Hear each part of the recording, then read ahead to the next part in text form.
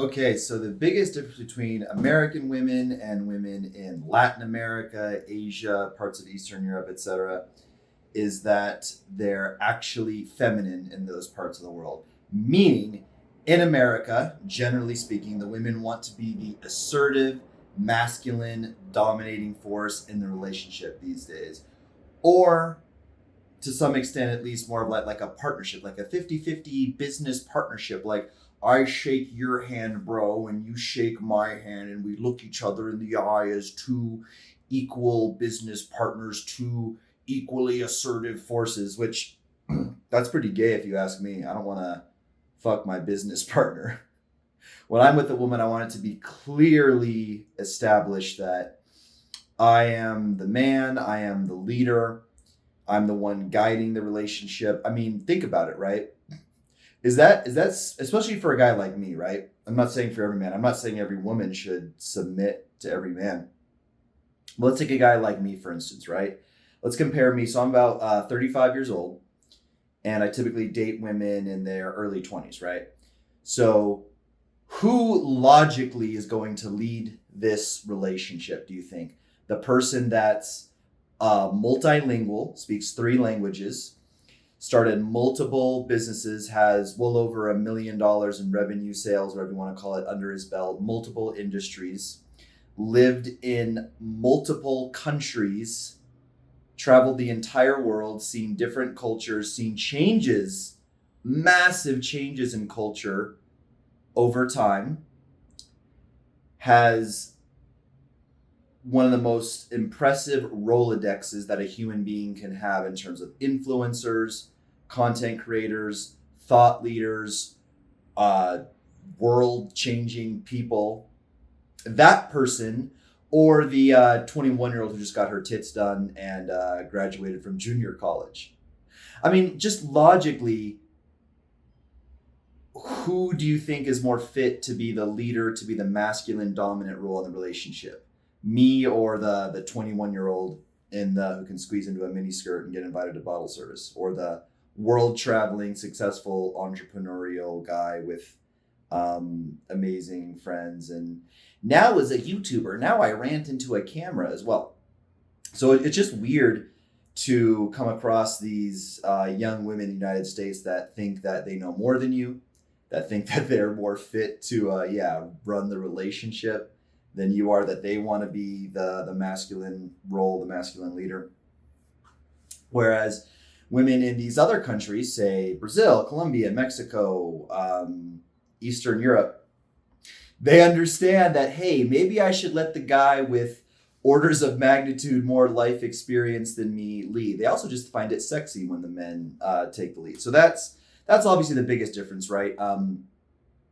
If you watch my friend's show, Fresh and Fit podcast, you'll see these women are just like beasts of burden.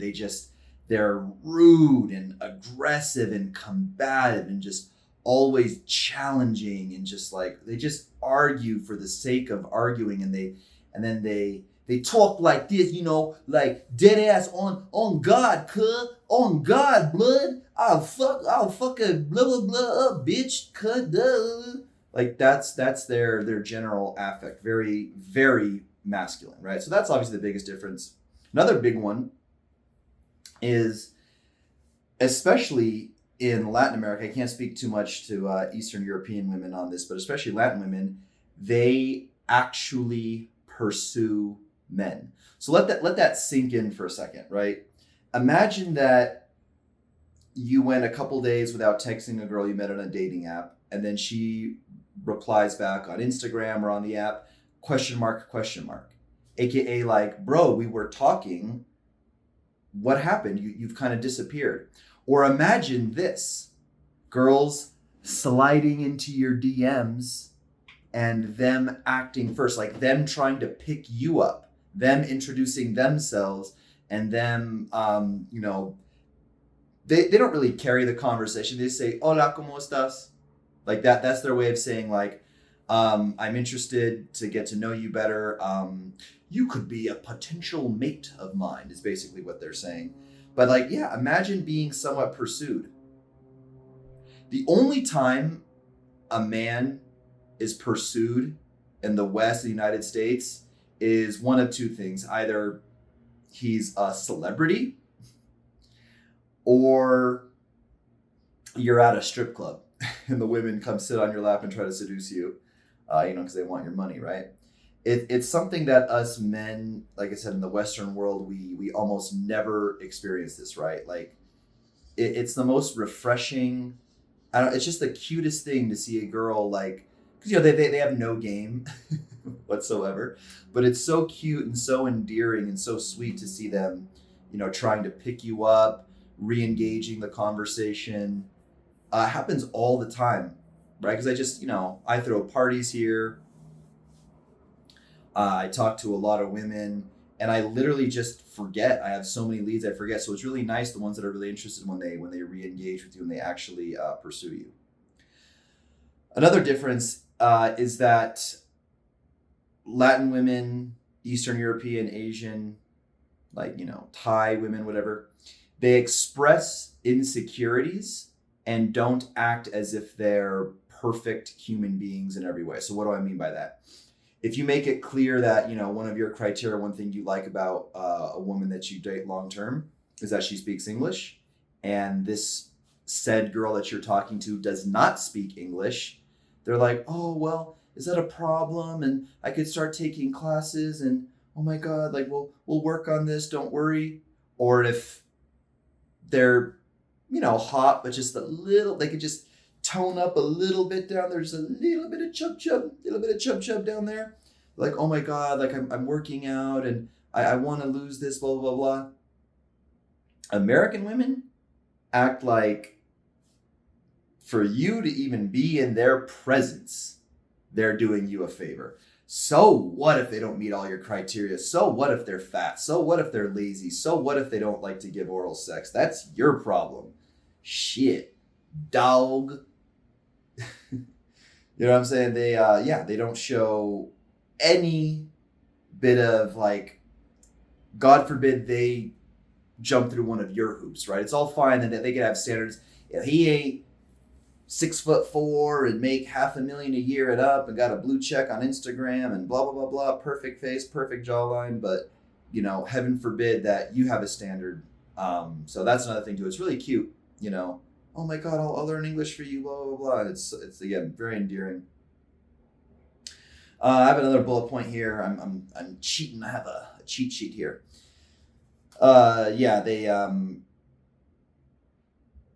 They don't act like they're doing a favor by talking to you. I kind of alluded to that, right? American women, it's just understood that the premise of the conversation is that they're giving you the favor, that they're doing you the favor, right? Premise means like kind of like the underlying, like if you went to a used car lot, the premise is that eventually the guy's going to try to sell you the car. He's like, hey, how about them Dodgers? And how about yeah, like, enough about this small talk. Like the premise is, okay, bro, show me the cars, blah, blah. It's like the underlying, like, I don't know. It's the premise. The premise when you're flirting with an American girl, when you're courting an American woman, is that, that she's going to have you jump through the hoops. She's the one evaluating you. She's the one that's going to decide if you're good enough for her. Whatever shortcomings she has doesn't matter, etc. Kind of talking about this. Okay, moving on. Especially Latin women. I can't speak too much to Eastern European women, and I can to Thai, Asian women, is that they don't need to be quote unquote negged or insulted or treated poorly for them to feel attraction for you. One thing I was talking to this, I was talking to Alex Valinchik about this and other content creators, channels, Playing with Fire, and I was telling him like the one of the most refreshing things about dating in Latin America is I don't have to walk this tightrope. You guys know what like a tightrope walker is? Like, oh, they walk on like the skinny rope. It's like this balancing act of like, I have to be, at least somewhat nice and pleasant human being to her. But at the same time, I have to also be kind of a dick, kind of an asshole to her as well. So I remember one time, so quick anecdote, an American woman, I met her in Vegas, but I lived in LA, she lived in LA. So we met up when we got back to LA. And we were on the date. I was being a typical gentlemanly man. As I put on the Sean Connery voice, I was treating her like a distinguished gentleman. And she was not having it. She actually literally told me in so many words, like my blueprint, my attraction triggers when guys act like they're too good for me, when they treat me, when they're an asshole to me, etc. So I'm like, well, that's not the real me, but I guess I can fake it. I guess I can turn it on. Started being a super dick, and she jumped on top of me and damn near violated me on the bed when I started being an asshole to her. Next day, I hit her up, no reply. I think I waited like 3 or 4 more days, hit her up one more time, no reply, just completely ghosted. I'm like, what the fuck, dude? Like, what the fuck is wrong with this girl? I behaved the way that was necessary, what she needed. Well, funny coincidence, my buddy ran into her at like a rave or festival, something like that. And she's like, hey, I think you know my friend Casey. And she's like, oh my God, your friend Casey. Let me tell you about your friend. He is such an asshole and he was so rude. And these are the things he said to me, blah, blah, blah. Yeah, the things that got you super turned on and the things that got you to jump on top of me and start passionately kissing me, the things that I did that made you stop ignoring me and friend zoning me. And when I do the exact things that were necessary that you requested, that I did, okay, to make you feel attracted to me, now you're using it against me. Now I'm an asshole. Now I'm getting ghosted, etc. Loco en la cabeza, right? Okay, got another, but they don't chat. Oh, here's another thing too. It's much less likely that a woman in Latin America, Eastern Europe, Thailand, etc., will waste your time on endless conversations to nowhere if they don't actually want to meet up with you. Now, they definitely will do that. Women, it's somewhat universal about this. They love attention. They love validation. They love just, wasting a guy's time. I don't know. As guys, I guess, I don't know. There's just something about us. We just don't go for that as much. But women love to waste time and extract as many compliments and attention as they can out of a guy. But much, much less so in Latin America. I remember in America, I could have girls that I could talk to for weeks, for months, never want to meet up with me. This is about, I don't do this any recent time, right? But whatever. Other thing, this is especially being in Brazil. Depends on the country. It's a very country by country base. I can't say all Latin women or all Asian women or all Eastern European women, but especially in Brazil and some places, fitness is a big part of the culture, right? So if you go to America, Los Angeles, Miami, perhaps Las Vegas, fitness is a big part of the culture there in these big cities with somewhat competitive dating markets. I mean, competitive for men, not really competitive for the women, but the second you go outside a major city, like nobody works out. Like literally nobody in small town Nebraska or Idaho or Ohio is working out in the gym. It's just not a thing. It's my dad taught me a funny expression one time. It's called lipstick on a pig. It's when, deep down a product, a service, a business, a person is a pig. We just put some lipstick on the outside to try to make it look pretty and make it look presentable. That's the kind of the beauty standard for most American women, right? It's just lipstick on a pig. It's like, I'm not gonna eat a clean diet free of processed foods, so I have nice looking skin, healthy hair. I'm in shape. I'm not fat as fuck. I'm just gonna be fat, not work out, have a weird skinny fat body. You know what skinny fat means, right? Like skinny arms, skinny legs, and then a fucking gut, right? In Latin America, they call it cuerpo de liqui paper. Liquid paper is like that liquid paper eraser pen. I'll put one on the screen, but like cuerpo de liqui paper, because it's like this skinny like marker, and then it like bulges out at the gut. That's like the American style. It's like, I'll just be fat. I'll have a cuerpo de liqui paper. and I'll just put on a lot of makeup, right? Like makeup will fix it. Or, yeah, I won't, I'll smoke cigarettes, do drugs, look old as fuck by the time I hit 30, and then I'll get a facelift. And then you see them on Instagram, right? They look like a cat. They just they go, oh, I'm, oh, I'm so pretty with my facelift, right? It's like, no, just put down the cigarettes and the booze and get some sleep, and then you wouldn't need a facelift. So American women, they feel the need to have a roster. I talked about this on the Fresh and Fit podcast with Myron. By roster, I mean they have a guy who takes them out to nice dinners, but they don't have sex with. They have a promoter that gets them into the best parties and nightclubs, bottle service, and they maybe will snort a line of coke with him in the bathroom and suck his dick in the toilet stall, right? They may have another guy who, I don't know, is helping them launch their OnlyFans career or their singing career, or a guy that, he's another provider in some way. There's hoes in Latin America as well, but it's just not as common. And you don't see them jump from guy to guy as much. It's very common. I would see girls that would, come visit Miami, and they would just be talking to, a DJ, a guy who has a boat, their roster, right? Each guy has his own purpose, in her world. He serves a clear need and a clear purpose to her. And yeah, they would just jump from guy to guy.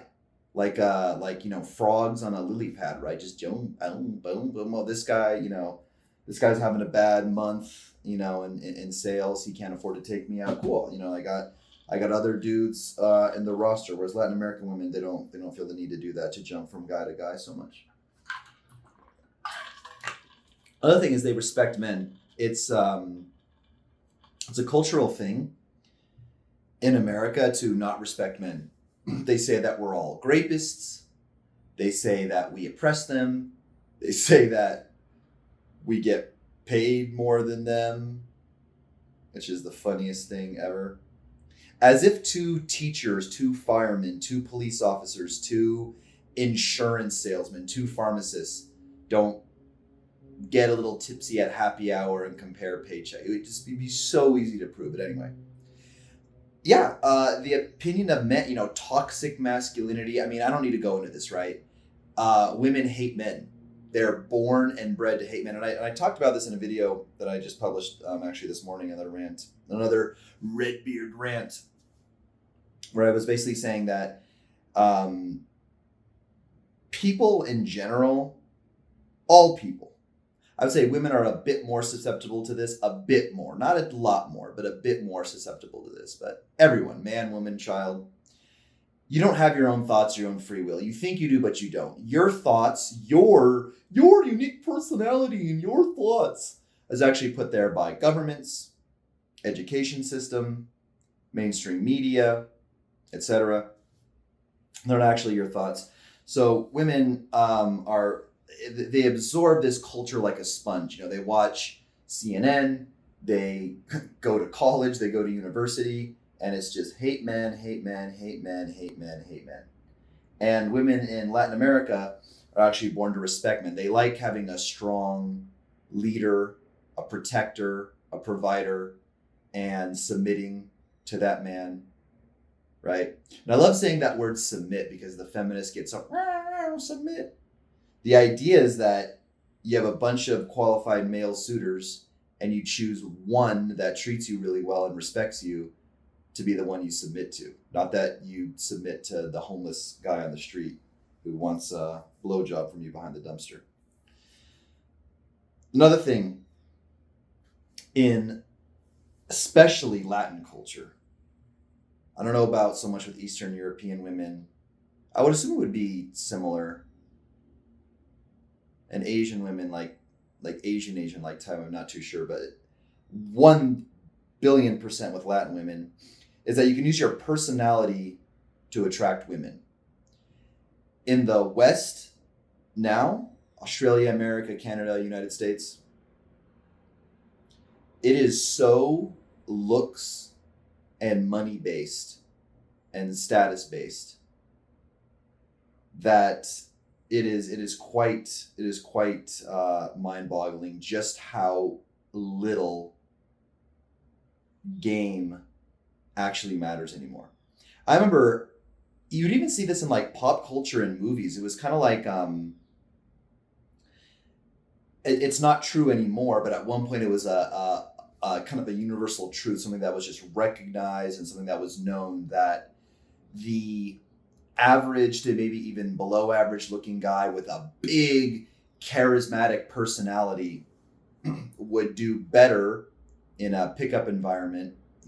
Just he would overall be more successful with women. The less attractive guy with a big personality versus the quiet, shy guy who's extremely good looking. Again, it was just a known thing. I remember there was some random movie called Sex Drive, where the main character was your typical kind of like bumbling buffoon, wasn't smooth with women, didn't know how to seduce women, whatever. But he had this really unattractive friend, much less attractive than he was. And yet this guy, through a big, confident, kind of asshole-ish, not like super asshole, but kind of like cocky, very confident personality, was like a monster with women. Like he was extremely successful with women. And it was just kind of like a known thing. Like you just see this at nightclub stuff. You'd see, these guys picking up in nightclubs with their big personalities, very, very confident. They would just, go in there and really kind of flip the script on a girl, meaning establish a frame where he's the prize and she's selling herself to him, rather than the typical other way around, with a man selling himself to the woman. And they'd be extremely successful, despite not having a shitload of money in their pocket, despite not being super tall or super good looking. This is what the whole pickup industry was kind of based on. And it worked for a time being. Then cultural shifts happen. And like I alluded to earlier, your thoughts, feelings, attraction, triggers, desires, there's somewhat of a genetic basis for this on some level, but culture will make DNA its bitch any day of the fucking week. You think that DNA or these like innate primal attraction triggers can supersede culture? Absolutely not. Try to have a one night stand with a girl in a strict Muslim country. Try to go out in Qatar or Jordan and use your genetic attraction triggers of, I will make myself be the prize, and I have learned all this game and stuff. Bro, culture says don't have one night stands. They're not going to have one night stands with you, bro. Matter of fact, I think it's illegal in those countries. I think you can go to jail for having sex outside of marriage too. So there's also that. But anyway, I digress.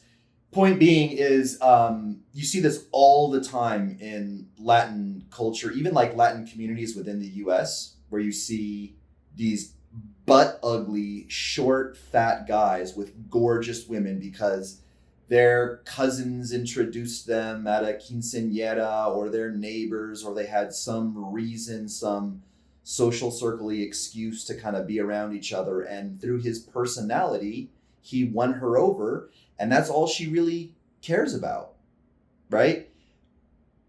Walk through Miami, Brickell, West Hollywood, California, Chelsea, Manhattan, and you will not see that. If you do see that, the guy's fucking loaded and it's a sugar baby, sugar daddy situation. You just don't see that in America. You just don't see guys without these insane superficial advantages like shitload of followers, fame, money, good looks, nice car, owning a restaurant, etc. There's some superficial thing going on if a guy's with a beautiful woman 99 times out of 100 in America. Whereas, like I said, Latin women, you can actually just use your personality to generate attraction, and that's enough a lot of the time. Another thing, and I'll wrap this up pretty quickly, is, an add-on to what I just said, is using intelligence. So there's a term called sapiosexual, which just basically means that intelligence is a big turn on. I remember one time I was with my good friend, former roommate, Walter Walter Weeks, freshman CEO. And we were on our balcony in our Miami Brickell apartment. And we had these two girls over. And the water was kind of like glistening on the moonlight or something like that. And I basically went into something like, saying, hey, the reason why human beings have an affinity to like shiny objects, gold, silver, diamonds, is because that's how we used to find water, right? So you'd be in the forest, you'd be looking for water, and then the sun or the moonlight would hit the water and the water would kind of sparkle. And you'd go, oh shit, that sparkly thing is water. I need water to survive. We evolved to like the sparkly light bouncing off the water so we could find water so we could survive. And that led to us also having an affinity for gold, diamonds, and other shiny objects and precious stones.